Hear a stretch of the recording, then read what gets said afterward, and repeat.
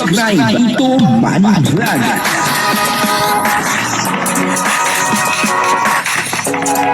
Payagan po si Tito Manny Vlog na mag-reactor para pambiling gamot sa kanya pong karamdaman.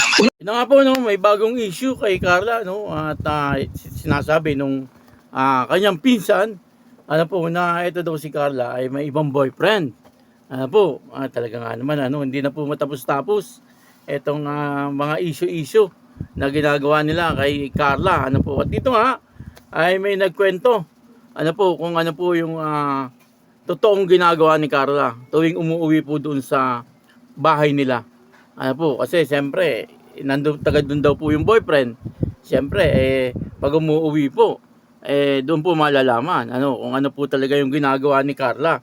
Ano po, papanoorin po natin yung video at siyempre bibigyan po natin yan ng konting reaction. Pero bago po yan, ako muna po bumabati sa inyong lahat ng magandang umaga, magandang tanghali at magandang gabi sa inyong lahat mga kapatid. Kung saan man kayo ng panig ng mundo naroon ngayon, ay mag-iingat kayo palagi at pagpalain kayo ng ating Panginoon. Maraming salamat din po sa patuloy na tumatangkilik sa aking YouTube channel at nanonood sa aking video reaction. Patuloy lang po natin suportahan sila Kuya Bal Santos Matubang, Kalingap Rob at Edna Vlog, Jack Tapia at yung mga kasama ko pong reactor sa Kalingap. Ganyan din po yung mga charity vlogger na Kalingap partner. Ito po yung video na kung saan dito nga ay may nagkwento kung ano po yung talagang totoong ginagawa ni Carla tuwing uuwi doon po sa Tarum, doon po sa bahay nila. Kasi ang issue taga doon daw po yung boyfriend.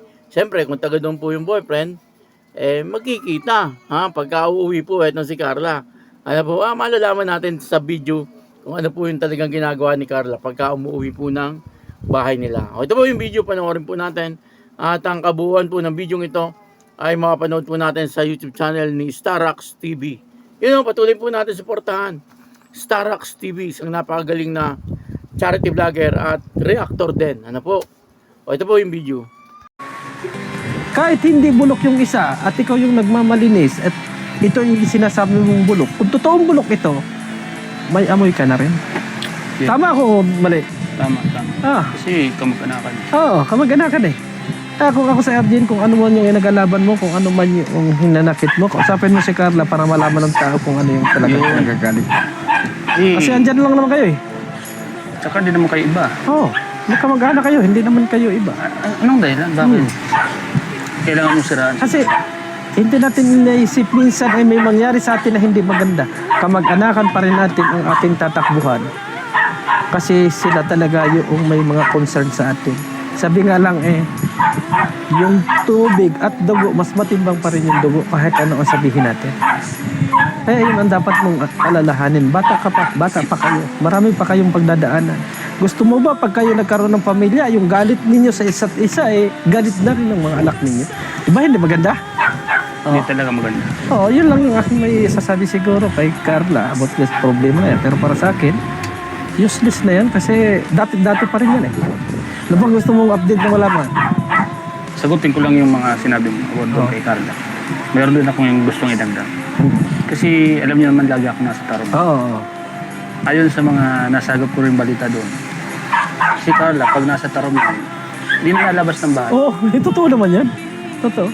Saka lumabas man yan pag may importante lang na ibibigay. Ibibigay dun sa mga lulo niya. Tingnan yung bahay niya sa baba. Yun lang. Kasi based dun sa aking pag-stay, kita ko talaga. Nag-stay din kasi ako doon magtagal kay na Carla. Ganun naman talaga nangyayari kay Carla. Kaya sabi ko nga, yung mga nadating na kwento, as in talagang kurupuro lang.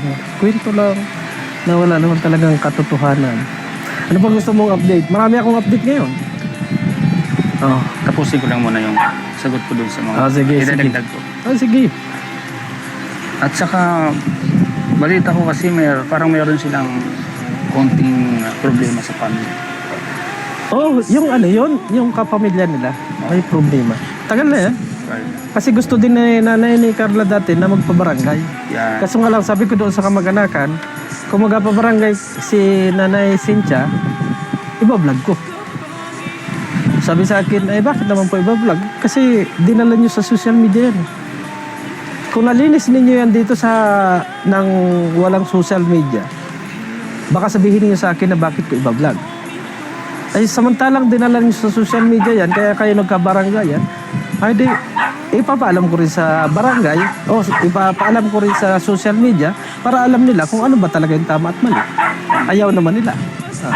Kasi Ay hindi natuloy. inisip pa rin nila magkakapamilya. Mm-hmm. Pero sa nangyari yan, iba, di ba? Oo, Parang diba? hindi nila iniisip yung kakasira ng pamilya nila. Diba? Oo, kasi ang ano ko kasi dyan, parang gusto nila na lagi silang hingin ng tulong doon sa kabila. Eh, hindi naman pwedeng maibigay nung lahat ng kabila kung ano man yung dapat tama. mag-isip. Kasi ang inaisip daw ng mga kamag-anakan, kita-kita daw nung ni Nanay Cynthia na walang-wala sila. Bakit hindi man lang sila bigyan ng tulong? The time. Yun ang inasabi dati. Eh, ang ano naman ni Nanay Cynthia, gusto ko man silang tulungan, pero alam naman na para sa future yun ng mga anak ko. O di ba tama naman? Tama na. Sa video nga po ay sinabi ni Starax TV at ni Birador na tuwing uuwi si Carla doon po sa kanilang bahay ay nandun lang sa loob. Hindi po lumalabas. Ano po, kaya doon ay naisip ko napaka-imposible na magkakaroon ng boyfriend kung nandun lang lagi sa bahay. Ano po, at ang isa pa, siyempre, ay yung boyfriend, malalaman, umuwi si Carla, idadalaw. Kung totoo po na may boyfriend. Etong si Carla, ano po, ako pa naniniwala kay Starax sa kay Birador. Kasi ito po si Birador ay nag-ilang araw din po doon sa bahay nila Carla. Kasi pinagawa po yung bahay nila Carla, di po ba? Pina-renovate, at sila Birador ang pumupunta po doon. At si Carla ay naandun din ng mga panahon na yon. Ano po, at ito naman si Starax TV, alam naman po nating lahat na si Starax TV lagi pong naandun sa Tarum. Ano po, at binablog pa nga po ni Starax TV itong ama at kapatid ni Carla. Kaya alam din po niya kung ano po ang mga nangyayari doon at tuwing uuwi itong si Carla. Ano po, kaya naniniwala po tayo na itong sinasabi ni RJ ay gawa-gawa lamang po ito. Ano po, wala po itong katotohanan. Kaya wag po kayong maniniwala doon po sa mga fake news. Ano po, maniwala po tayo doon po sa sinasabi ng mga nakakaalam kung ano po talaga ang buhay ni Carla doon sa kanilang barangay. Ano po, kasi may mga magsasabi naman diyan Ano po, kasi si Starax ay marami na din pong kakilala doon, mga kamag-anak din po ni Carla, ang minsang mga kahalubilo ni Starax. Siyempre, kahit pa paano ay magkikwento kay Starax TV. Ano po, kung talagang may boyfriend doon si Carla, ano po. Pero kung manliligaw, siguro naniniwala ako, kung sinabi ni RJ na nanliligaw, baka sakaling maniwala po ako kasi natural, maganda si Carla. Ano po, natural lang na may manliligaw pang iba. Bagamat ito ay alam natin na may boyfriend na, ano po, si Kalingap Jomar nga, ay natural lang po yun, na ligawan pa rin ng iba. Kasi maganda nga po itong si Carla. Pero yung sinasabi na boyfriend at yung mga magulang daw ay nagkakausap pa, ay nako, napaka-imposible po niyan. Ano po, parang may problema lang po itong pinsan niya kay Carla. Ano po, siguro ang mas maganda po diyan ay kausapin na lang niya. Tama po yung sabi ni Birador, hindi po malaman kung ano po yung ikinagagalit ni RJ kay Carla. Bakit niya po ginagawa ng isyung ganon. Ano po, kasi kung wala po siyang galit kay Carla, bakit po siya magla-live? Ano po, at ang nila-live niya ay para bang kasiraan ni Carla.